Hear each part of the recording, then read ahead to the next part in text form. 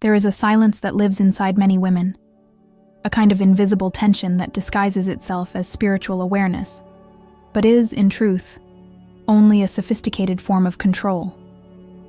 Control that tries to ensure everything is flawless, energy always right, thoughts always positive, vibration never wavering. Yet it is this constant striving for vibrational perfection that quietly blocks manifestation. Because the universe does not respond to what is controlled. It responds to what is true. Perhaps you've felt it. The sense that you're doing everything right. The affirmations, the visualizations, the intentions.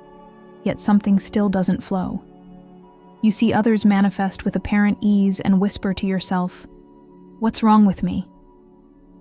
That question, though innocent, opens a deep wound. The belief that something within you must be fixed before you can receive. But what if the problem was never you? What if the blockage isn't in your vibration, but in the constant attempt to control it? You're not blocked. You're just trying to manifest from a place that demands absolute control. Spiritual perfectionism is a subtle prison. It doesn't shout.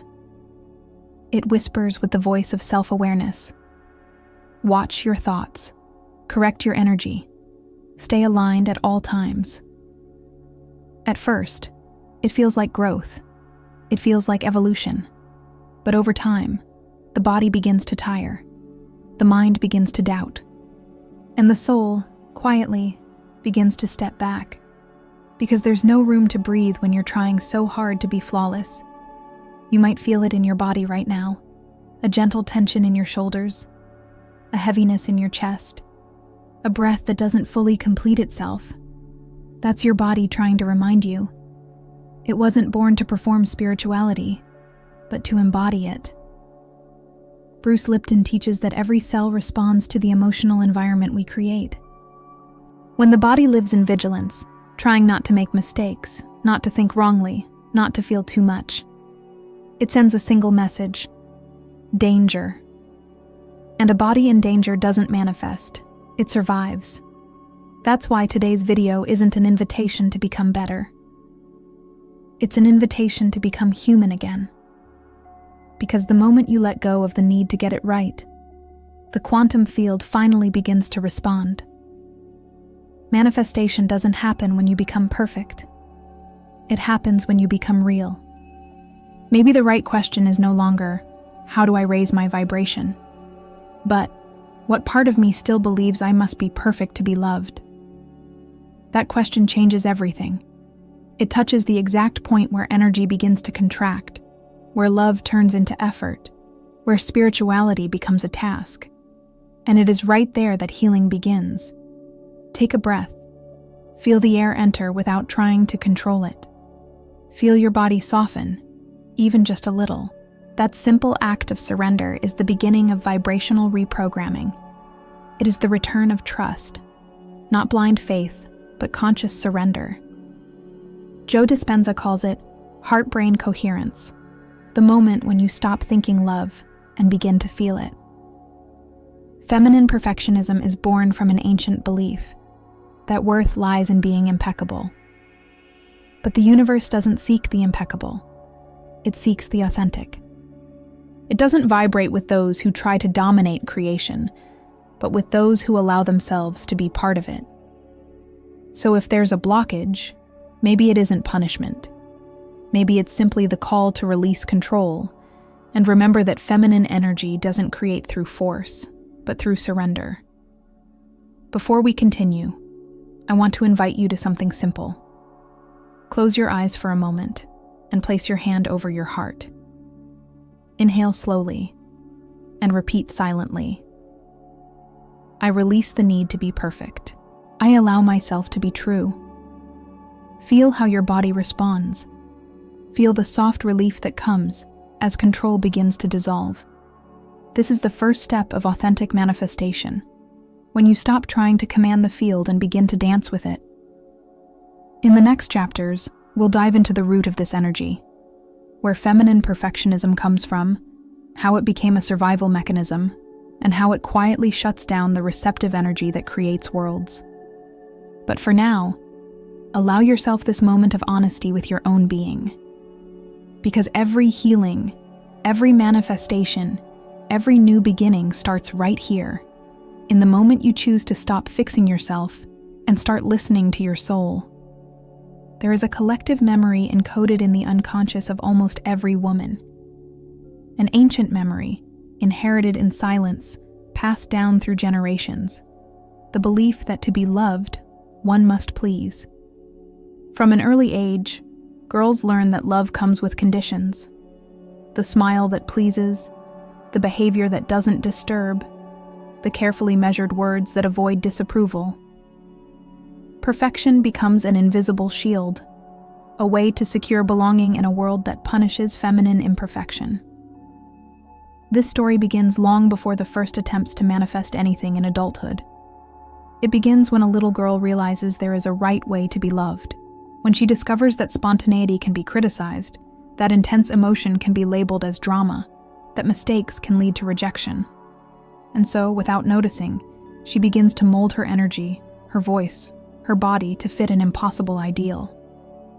Perfectionism is born in that moment, not as vanity, but as a survival strategy. Bruce Lipton would say the body registers this as cellular programming. Every gesture of approval or disapproval in childhood shapes the nervous system. The brain learns to associate love with performance, and the body learns to stay alert. The girl grows up in constant vigilance, anticipating others' emotions, striving to be the best vibrational field possible. She learns to control emotion to avoid rejection, to control her voice, her laughter, her sadness, even her silence. And this is how perfectionism becomes a form of emotional survival. But there is a cost, because when feminine energy is redirected from feeling to pleasing, something sacred is lost. The body ceases to be a temple and becomes a project. Intuition, that wisdom born in the womb, in the heart, in the body that vibrates, is silenced. The woman begins to live disconnected from her natural flow, believing she will only be worthy of love when she is perfectly healed, aligned, high-vibrating. Joe Dispenza teaches that the subconscious governs over 90% of daily behavior. This means that even when a woman consciously desires to manifest something new, if the unconscious pattern says, "It's not safe to make mistakes," her energy field remains locked. The conscious mind says, "I want abundance," but the body says, "It's not safe to relax." And the body always wins. Because the body is the mirror of vibrational truth. Feminine perfectionism, then, is not a flaw of personality. It is the echo of centuries of social and biological conditioning. It is the daughter of emotional survival in a system that linked femininity to perfection, sweetness, and spiritual efficiency. It is the attempt to control what was once used to oppress, the act of feeling itself. And when a woman tries to control her feelings, she disconnects from the most powerful frequency of creation, vulnerability. Greg Braden describes the heart as the strongest electromagnetic field in the human body, capable of expanding several feet beyond us. But that field activates only in emotional coherence, when the feeling is authentic. In other words, when a woman allows herself to be real, even imperfect, the universe listens. When she strives to be flawless, her field vibrates tension, and the flow of manifestation breaks. That is why so many spiritually conscious women feel exhausted, even while doing everything right. Because the pursuit of spiritual perfection is not expansion. It is resistance disguised as evolution. And resistance is the opposite of creation. There is a quiet beauty in realizing this, a tenderness touched by sorrow. Because the perfectionism that now drains so many women once began as protection. It is not the enemy. It is the inner child still trying to keep love alive. But what the adult woman must remember is that the love she seeks outside already exists within. The safety she tries to build through control is already present when she surrenders. For a moment, imagine the scene. A woman with closed eyes, breathing deeply, letting the armor she has worn for years finally fall. She no longer needs to prove anything. Her body softens, her heart beats in its natural rhythm, and in that instant, feminine energy begins to bloom again. Because the origin of perfectionism is not weakness, it is simply a misunderstanding about what love truly is. And when she remembers that, manifestation begins to happen effortlessly. There is a silent pain that runs through generations of women, the pain of believing that love must be earned. From a very young age, this belief seeps in like a constant whisper. I will be loved when I am good enough, when I am calm, when I am beautiful, when I don't make mistakes. This programming becomes embedded in the body as an absolute truth, and from it, many women begin to shape their energetic identity, their way of relating to others, and even how they attempt to manifest their dreams. I will be loved when I am perfect. This unspoken phrase becomes the vibrational foundation of the feminine experience. The problem is that, when a woman vibrates from that place, she no longer manifests from authenticity. She manifests from the search for validation. Every desire, every intention, carries within it a subtle need to prove worth. And the quantum field, which responds not to what we say, but to what we feel, reflects exactly that. The vibration of lack of acceptance, lack of safety, lack of unconditional love for oneself. Bruce Lipton explains that beliefs are biological codes that shape genetic expression. This means that when a woman subconsciously believes she must earn love, her entire body organizes itself around that effort. The nervous system stays alert, the heart races at the smallest sign of rejection, and the body vibrates in the frequency of effort and control. And in that state, manifestation becomes almost impossible, because the field is too busy trying to survive. This wound of conditional love is not only psychological, it is vibrational. It lives in the most subtle layers of cellular memory, where experiences of rejection, abandonment, criticism, comparison, and unmet expectations are stored. Every time a woman looks in the mirror and feels she is still not enough, she reinforces that ancient program. Every time she compares, blames, or tries to fit in, she sends the same message to the field. I am not yet worthy to receive. Neville Goddard said that to manifest is to assume the state of being. But how can one assume a state of wholeness when the body vibrates scarcity? The mind may repeat affirmations, but the heart remains closed. The soul longs to expand, but the belief system keeps it small. The result is an invisible cycle of self-sabotage, where every attempt to manifest something new reinforces the feeling that something is wrong. This wound is subtle, but deep. It disguises itself as humility, as responsibility, even as spirituality. But what truly hides behind it is fear. The fear of being rejected when one finally becomes authentic. That is why so many women hide behind perfection.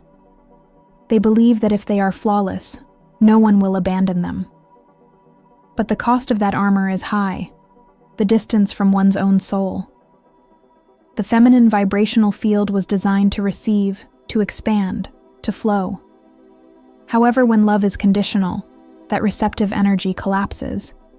The heart, which should be the source of magnetism, becomes a shield. The woman lives in a permanent state of defense, trying to control how she is seen, how she is felt, how she is loved. And the more she tries to control, the further the natural flow of creation drifts away. Greg Braden teaches that the heart and brain must vibrate in coherence for the field to organize in favor of manifestation. When a woman vibrates fear, the heart loses rhythm, and the brain activates protection. But when she begins to accept herself, not as an idea, but as an experience, the body starts to feel safe again, and the field finally responds. The wound of conditional love does not heal through effort, but through presence. Through the simple act of noticing when the search for love becomes self-punishment. Healing begins when a woman understands she doesn't need to prove anything to be chosen. Not by the world, not by the universe, not by anyone. Because true love is not a reward, it is remembrance. The remembrance of who she has always been, before she tried to fit in. Joe Dispenza captures this transition perfectly. You can only create a new future when you stop being your old self. And the old self, in this case, is the one who believes love is something to earn. The new self is the one who knows, not just intellectually but vibrationally, that love is the natural state of consciousness. When a woman vibrates from that place, she no longer manifests to be loved. She manifests because she already is love. There is a part within almost every woman that believes if she can control enough, nothing bad will happen. It is a subtle belief, inherited from the ancestral fear of vulnerability. Since ancient times, women have been taught to predict the unpredictable, to protect themselves from uncertainty, to anticipate the emotions of others, to avoid rejection. That instinct for survival, once sacred wisdom, has slowly turned into a vibrational prison. The constant need to control everything. Control gives the illusion of safety. The mind says, if I understand, I can predict. If I predict, I can protect myself. And so, without realizing it, a woman begins to control not only her outer world, but also her energetic field. She controls what she feels, what she thinks, what she manifests. She monitors her flow, measures her vibration, corrects her thoughts. Yet this very effort creates resistance, because control is the opposite of trust. And where there is no trust, there can be no creation. Bruce Lipton explains that the human body responds to the emotional environment it lives in. When the mind is in a state of vigilance, the body interprets that as danger. It shifts into defense mode, releasing stress hormones that contract the electromagnetic field of the heart. It is in this contraction that manifestation stops. The energy meant for creation is rerouted toward protection. And so, the woman who tries to control everything ends up reinforcing the very sense that nothing is under control. Control is born from fear. Fear of loss, fear of pain, fear of inadequacy. But the paradox is that the more a woman tries to control, the further she moves from the peace she longs for. Because control doesn't soothe. It merely disguises the inner chaos. It's like trying to hold the wind in your hands. The harder you grasp, the faster it slips away. The flow of life cannot be tamed. It can only be felt. Joe Dispenza teaches that the quantum field responds to the coherence between mind and emotion. When a woman is trapped in the need to control, there is a disconnect between what she thinks and what she feels. The mind says, I trust, but the body vibrates fear. That incoherence creates energetic noise, preventing the intention from taking form. The universe, in turn, mirrors exactly what she vibrates, not what she desires, but what she fears. Control is also a form of resistance to surrender, and surrender is not passivity, it is vibrational intelligence. It is the recognition that a greater order is at work beyond the ego. When a woman allows herself to trust, she doesn't abandon responsibility. She simply yields to the wisdom of the flow. This is the true alchemy of creation. Conscious surrender, where control dissolves into faith. Greg Braden describes this as the state of coherence with the unified field. When the frequency of the heart aligns with the frequency of the universe, harmony arises between the human and the divine. In that state, a woman doesn't need to make things happen. She simply allows what already exists to manifest through her. Control becomes meaningless, because safety no longer comes from prediction, but from connection. There is an inner image that captures this transformation. Imagine the woman who, for years, tried to control every detail of her life, what she feels, what she thinks, what happens. And then, one day, she grows tired. Her body can no longer bear the weight of vigilance. She exhales deeply, relaxes her shoulders, and simply allows. In that moment, something changes. The energy that once was locked in tension begins to move again. The field opens. Life begins to circulate once more. That is the moment when control reveals itself for what it truly is, an attempt to feel safe in an unpredictable world. But true safety does not come from control. It comes from the deep trust that the universe is not against you. It is with you. That life is not testing you. It is shaping you into the expression of who you truly are. And when that awareness awakens, the woman realizes there was never anything to fear. What looked like chaos was only the flow, trying to teach her how to trust. Control is an illusion, but also an invitation. It shows us how deeply we still believe we must guarantee what the universe has already promised. When that belief dissolves, the body relaxes, the heart expands, and creative energy begins to pulse freely once again. That is the instant when manifestation happens. Not because it was forced, but because it was allowed. There is a quiet moment when effort turns into exhaustion, and the desire to create becomes a disguised attempt to control. In that moment, feminine energy, naturally receptive, fluid, and magnetic, begins to contract. A woman feels she must plan everything, understand everything, do everything, and without noticing, she replaces flow with strategy, intuition with vigilance, trust with calculation. This is how the feminine, in its creative essence, collapses. Receptive energy doesn't arise from doing, it arises from being.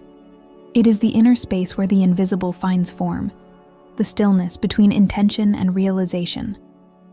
When perfectionism and control take over, that space closes. The field becomes dense, rigid, hyperactive. The woman begins to operate from the mind that wants to solve, rather than the soul that wants to allow. And the more she tries to create, the more she feels that nothing manifests. What once was flow becomes a relentless pursuit that distances her from her own body. It is a fatigue that doesn't come from the body, but from the spirit. A vibrational exhaustion born from the attempt to sustain an artificially elevated frequency, as if her worth depended on never falling, never doubting, never resting. But feminine energy is cyclical, not linear. It expands, withdraws, renews, and softens.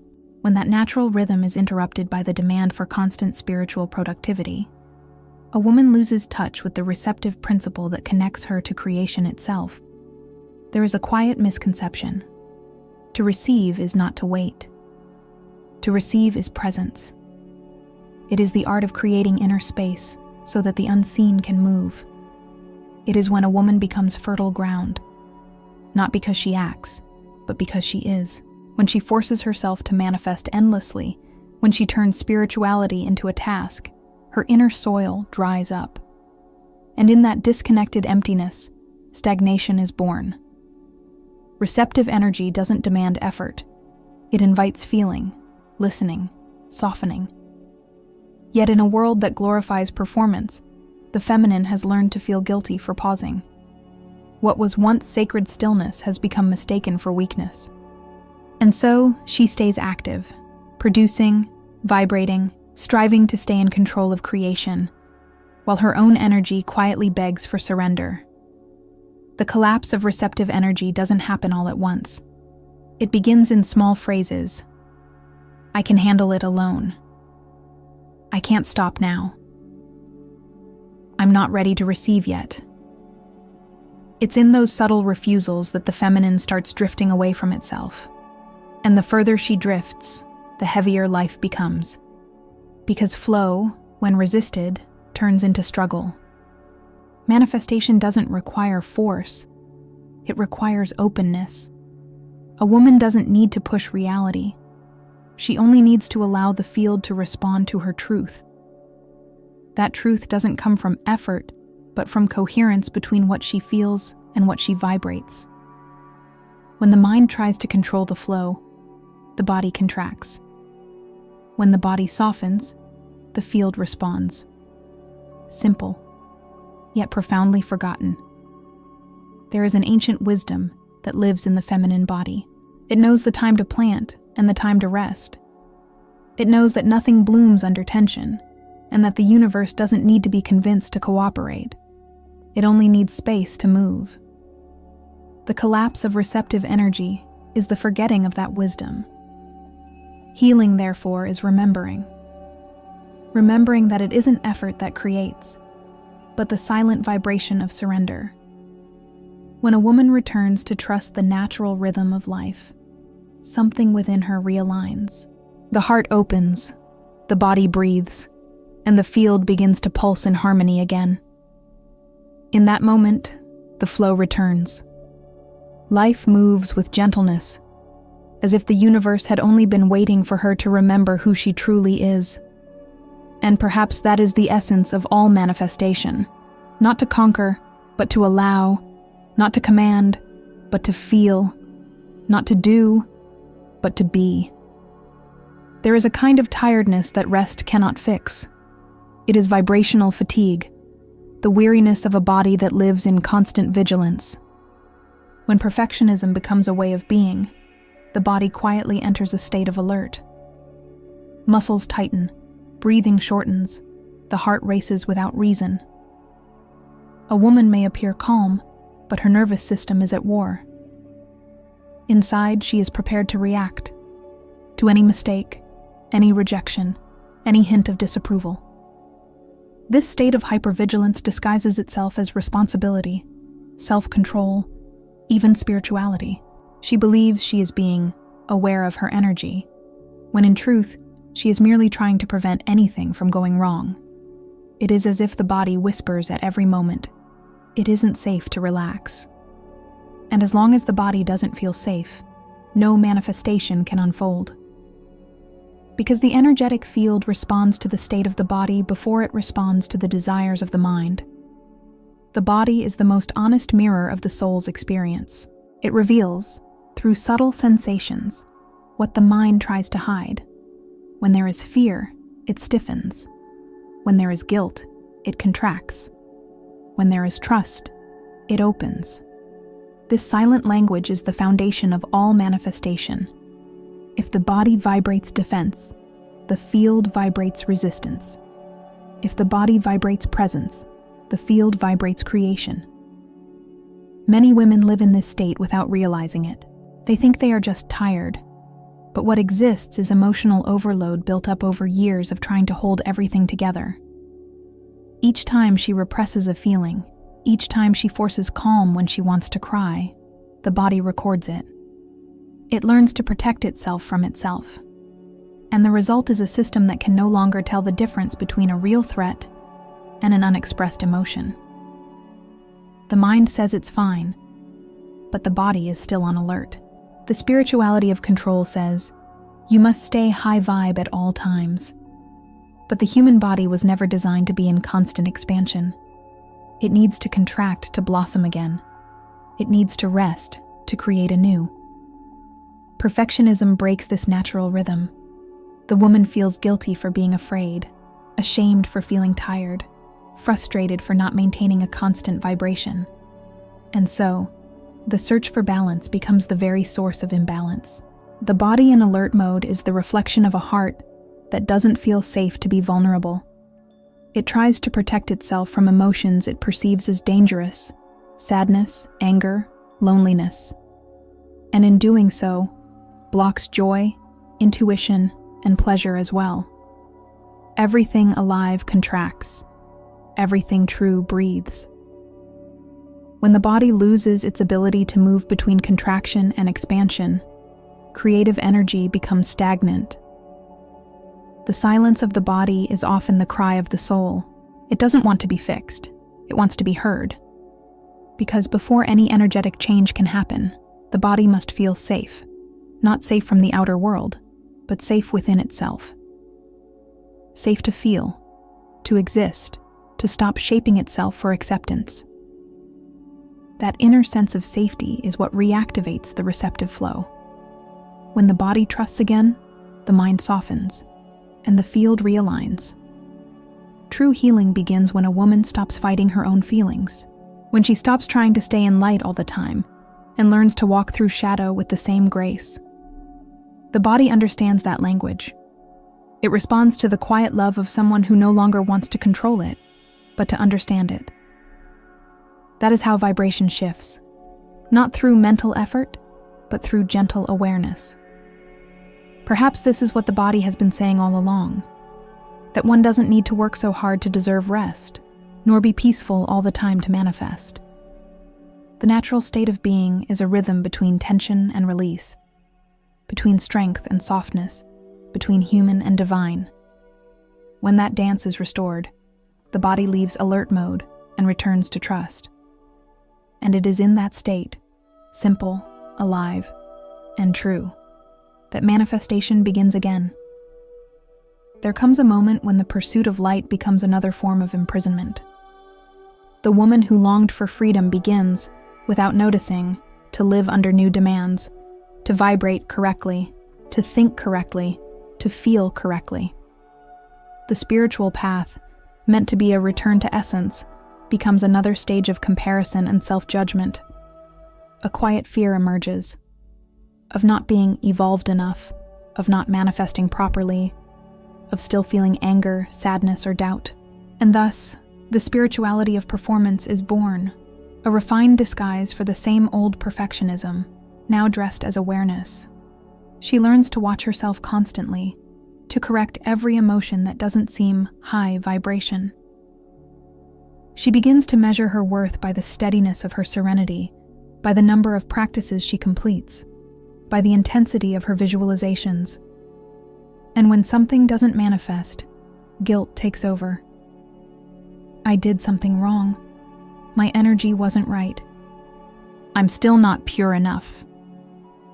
The sacred becomes a task. The journey becomes a race. And the heart, which once sought surrender, now closes beneath the weight of impossible spiritual perfection. This trap is subtle, because it wears the mask of growth. It looks like discipline, but it's fear. It looks like faith, but it's control. The spirituality of performance turns practice into pressure, awareness into censorship, and self-love into obligation. The woman who once sought expansion ends up policing her own soul, fearing every imperfection, trying to be light even in her darkness.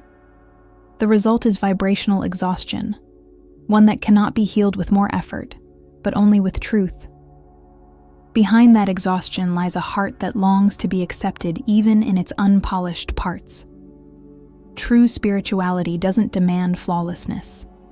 It demands presence. It doesn't ask you to erase pain, but to meet it with tenderness. Because when a woman allows herself to be whole, bright and shadowed, soft and chaotic, the field begins to move again. Authentic vibration doesn't arise from forced purity, but from truth allowed to breathe. The spirituality of performance also feeds a cycle of silent comparison. A woman compares herself to others' journeys, to teachers, to idealized images of those who live in high frequency. Each comparison pulls her further away from her soul, because spirituality isn't an upward line. It's a spiral. It rises and descends. Every descent is not a failure, but an invitation to depth. The problem is that spiritual perfectionism tries to control even the rhythm of evolution itself, but the soul doesn't follow schedules. It moves when there is space, surrender, pause. It is in the silence between practices, in the vulnerability between certainties, that the real miracle unfolds. Yet the woman striving to get it right, spiritually, can't hear that silence. She fills it with effort, techniques, mantras, fear. Until one day, weary, she realizes that what the divine wanted was never her perfection, but her presence. The spirituality of performance is born from the fear of being judged, even by the universe itself. But the universe does not judge. It receives. It expands in response to authenticity, not discipline. It answers to the frequency of truth, even when that truth is imperfect. Because the field doesn't read words, it reads vibration. And the most powerful vibration is the one that dares to be human. When a woman understands this, something inside her releases. She stops measuring her light. She stops trying to appear awake all the time. And in that moment, the divine finally breathes through her. Because true spirituality cannot be proven. It can only be lived. It cannot be controlled, only felt. It cannot be displayed, only embodied in silence. The spirituality of performance is, at its core, the attempt to fill with effort what could only be filled by surrender. When this truth is understood, the body softens, the heart expands, and the soul realigns with flow. The woman no longer seeks a God who approves of her. She begins to feel the God that lives within her. And in that quiet return to simplicity, the field responds once more. Because there is no vibration higher than the vibration of truth. There is a quiet ache that lives in the hearts of many women, the guilt of resting. The mind says rest is deserved, yet the body, conditioned by effort, doesn't believe it. When spiritual perfectionism takes root, rest begins to feel like a threat. It awakens the fear of falling behind, of losing rhythm, of being surpassed. And so, the woman stays in motion, even when her body asks for stillness, even when her soul pleads for silence. This guilt has ancient roots. From an early age, many were taught that worth comes from doing, that rest is luxury, that merit is measured by productivity, even spiritual productivity. Rest, then, becomes a vibrational sin, a pause that feels like danger. Yet what few realize is that rest is not the opposite of creation, it is part of it. It is in the space between cycles that the feminine reconnects with its own source. Without pause, there is no flow. Without surrender, there is no manifestation. The guilt of resting is born from the belief that the universe must be pushed to move, that a woman must stay energetically active for things to happen. But the universe is not a machine that responds to effort. It is a field that responds to coherence. When the body is exhausted, the field feels it. When the mind forces a state the heart cannot sustain, energy fractures. Rest is not the end of movement. It is the breath that sustains it. There is wisdom that only reveals itself in stillness. Rest is the portal of receptivity. It is where frequencies realign, where the body integrates what has already been created, where the soul returns to truth. When a woman rests, she doesn't lose time. She returns to real time. The time where the present moment is enough, where nothing needs to be proven, where simple existence is prayer. But perfectionism doesn't allow pause. It whispers that stopping is giving up, that rest is weakness, that there is always something more to do. And so, the body becomes a battlefield, fighting against its own rhythm. Feminine energy, which moves in cycles, begins to spin endlessly, like a wheel without a center. The result is vibrational emptiness, a deep sense of disconnection, even when everything seems in place. There is wisdom in exhaustion that cannot be ignored. It is not the enemy, it is the limit trying to teach softness. Fatigue is the body saying, there is a right time for everything, even for blooming. When a woman understands this, she begins to see that rest is part of the dance of creation, not a pause between achievements, but the sacred space where energy renews itself. Guilt tries to convince her that she is only worthy when she is doing. That divine love is a reward for productivity. But the universe does not operate by merit. It operates by vibration. And the highest vibration comes from a heart that rests within itself. A heart at peace is not idle. It is aligned. Rest is not the absence of movement. It is presence without effort. It is the moment when the body begins to feel again, the heart begins to listen, and the spirit begins to breathe. It is the return to the natural. When a woman allows herself this stillness, the field responds in subtle but profound ways. Ideas flow, answers arrive, magnetism returns. Because rest is the cradle of creation, the womb of the unseen, the interval where manifestation begins to take form. The guilt of resting is, in truth, the fear of trusting, because to rest is to release control. It is to let life move without the mind's constant supervision.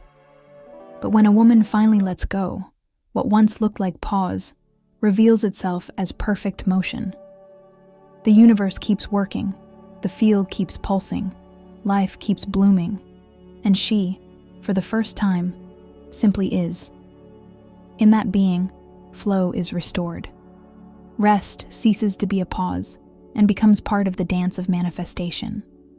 There comes a moment when pleasure gets lost along the path of manifestation, a point where creation, once light and joyful, turns into obligation. The woman who once vibrated with inspiration begins to vibrate with pressure. The pleasure that should have nourished the field dissolves into effort. It's as if the creative flame, the one that moves the soul toward the new, were extinguished by the shadow of the need to get everything right.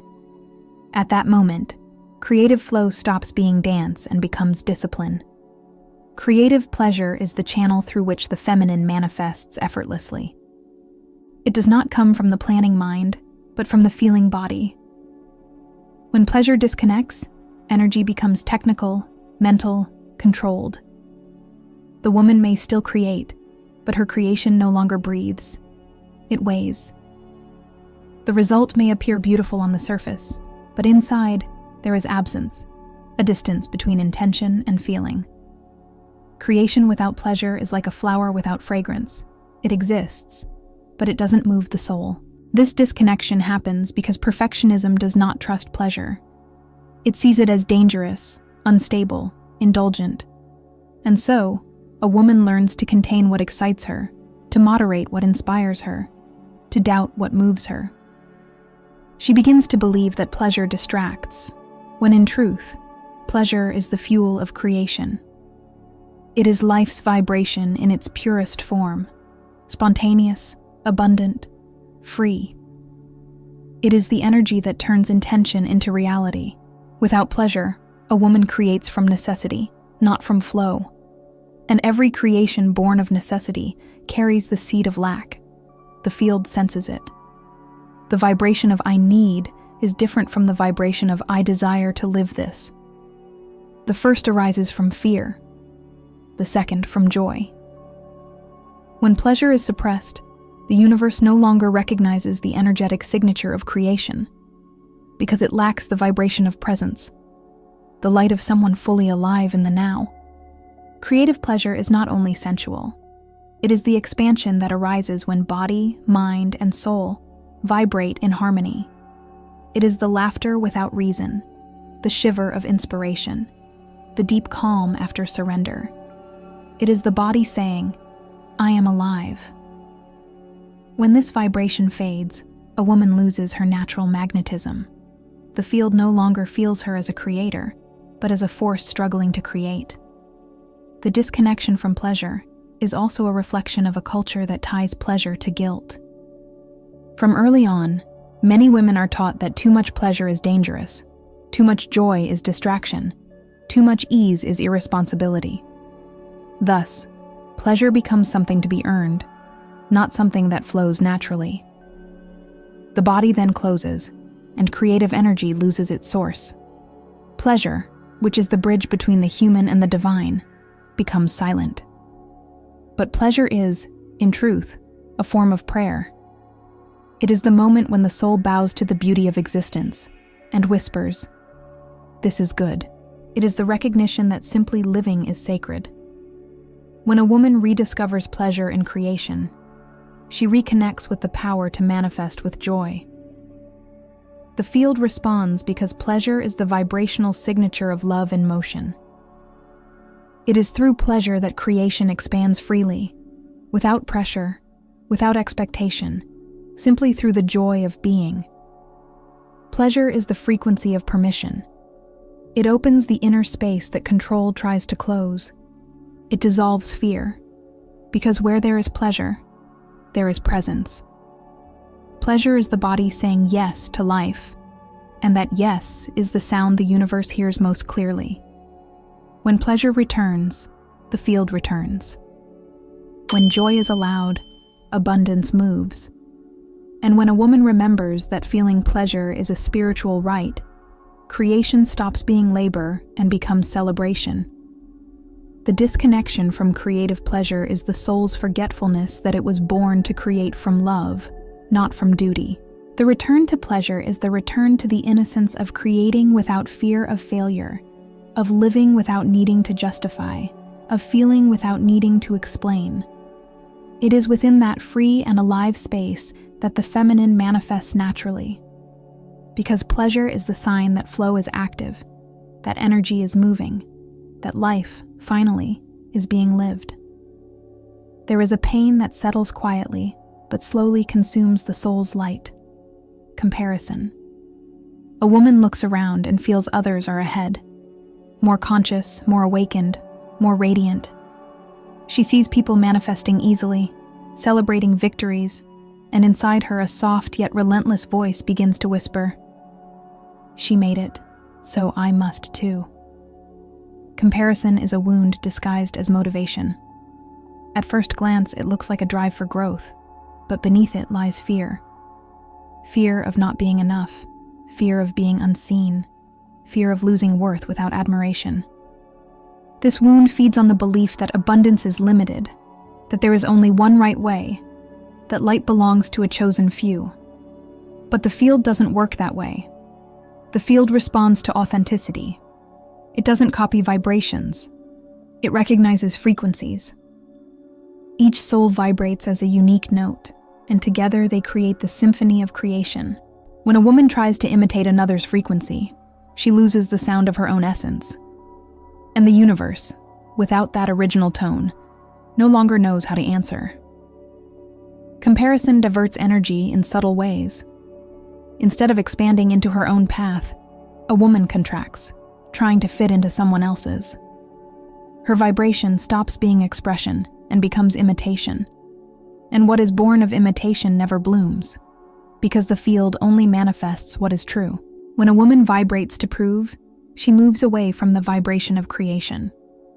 And proof always comes with exhaustion, for self-love cannot survive in the soil of competition. The wound of comparison is also the inheritance of a system that taught women to measure themselves against each other.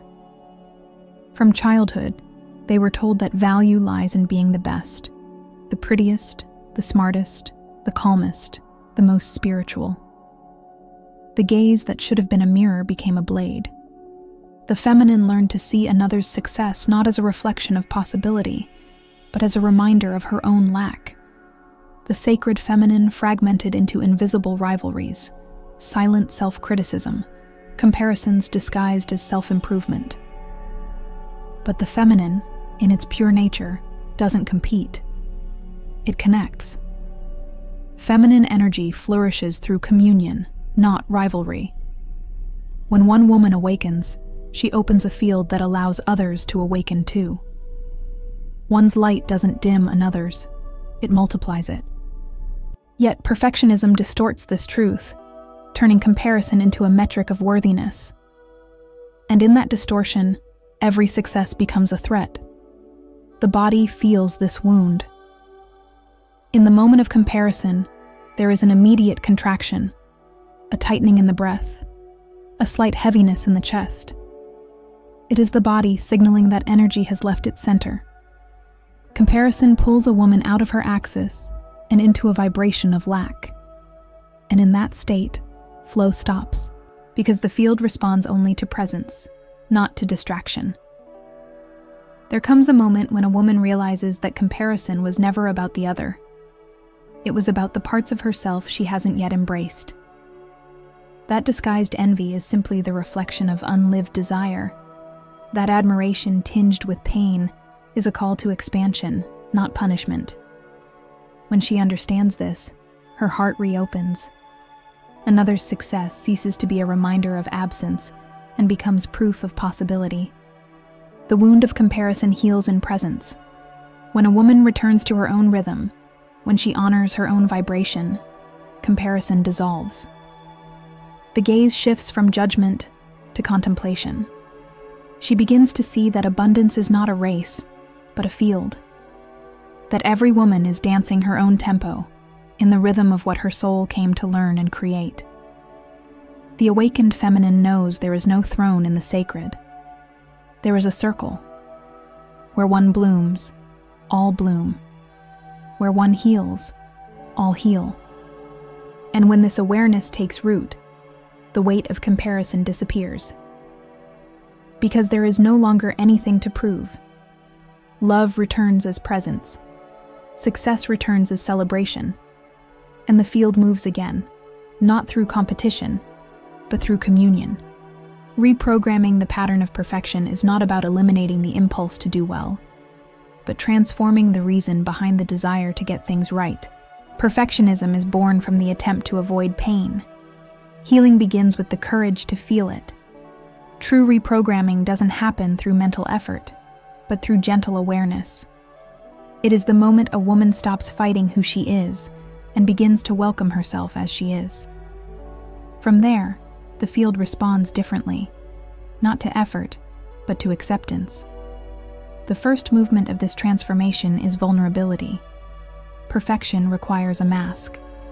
Vulnerability requires courage. When a woman allows herself to be seen in her humanity, the pattern of perfection begins to dissolve. The vibration of authenticity deactivates the programming of control. The body relaxes. Energy begins to flow again. The mind aligns with the heart. In that state, the field understands that there is no longer danger, that it is safe to create again. To reprogram is not to correct, but to free. It is to allow the old voices of self-criticism to lose strength in the presence of compassion.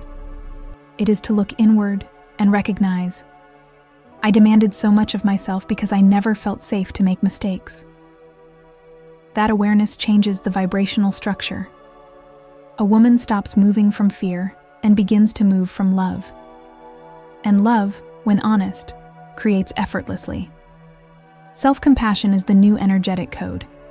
It replaces control with trust, rigidity with fluidity, pressure with care. A woman who treats herself with tenderness becomes fertile ground for manifestation, not because she is fully healed, but because she vibrates safety in her imperfection. And the universe, sensing that frequency, responds with expansion. Abundance always manifests where there is room for error, because error is part of the creative process. Reprogramming also includes the body. It must relearn that there is no danger in relaxing. That deep breathing is not wasted time, but a sign of trust. That pause is part of rhythm. The body carries the memory of effort, but it also holds the wisdom of balance. When a woman listens to it with respect, without trying to dominate it, it begins to send a new message to the field. I am safe. And when the field recognizes safety, it reorganizes reality around that vibration. There are simple ways to sustain this new pattern. Conscious silence, movement guided by intuition, compassionate observation of self.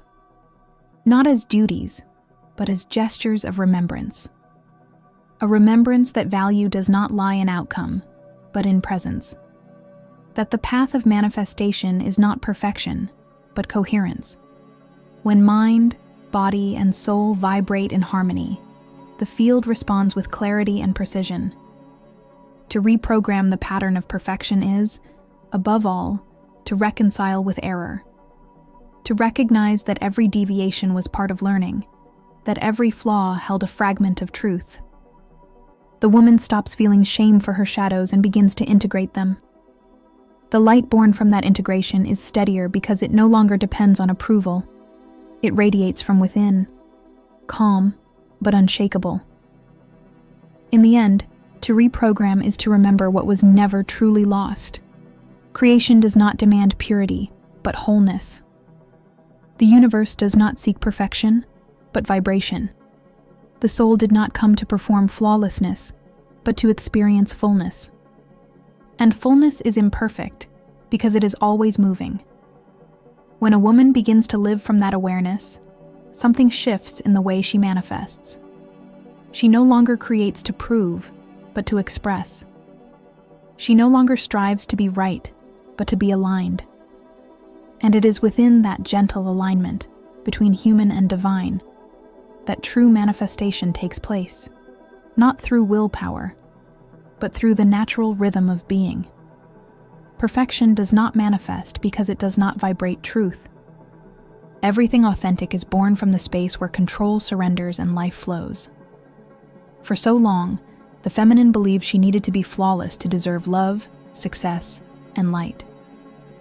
But the truth is, the universe never asked for perfection. It asked for presence.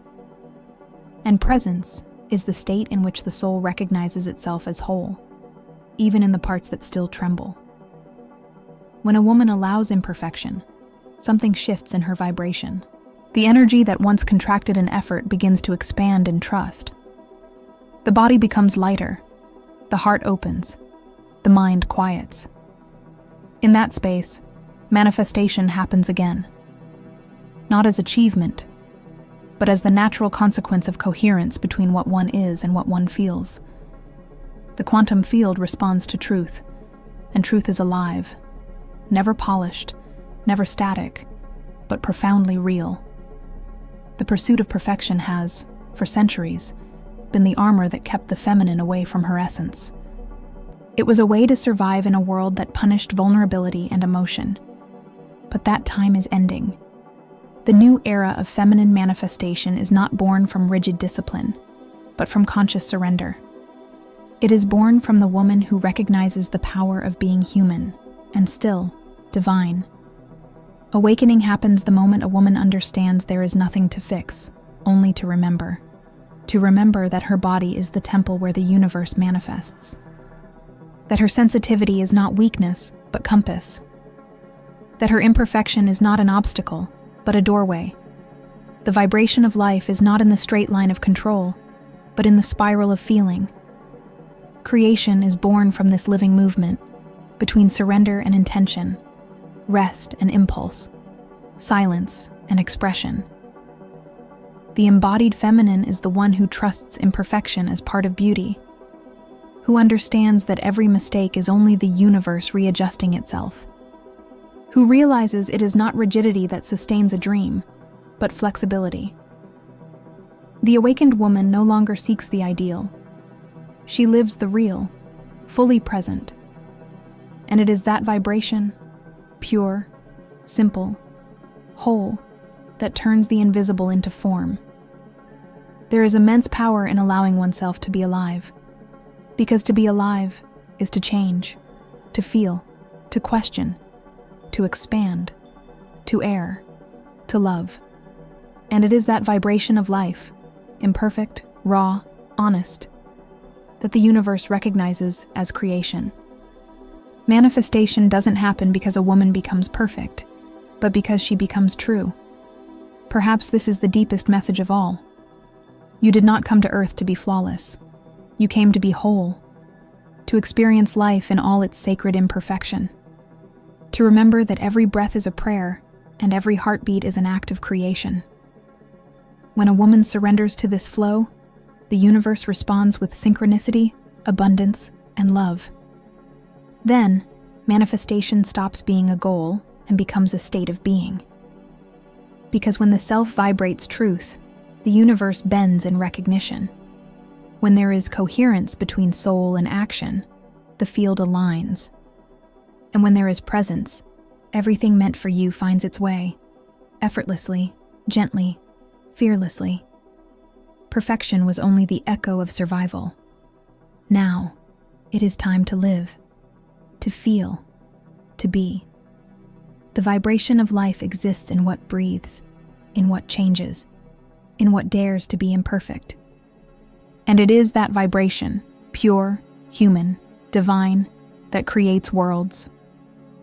You did not come to earth to be flawless. You came to be alive.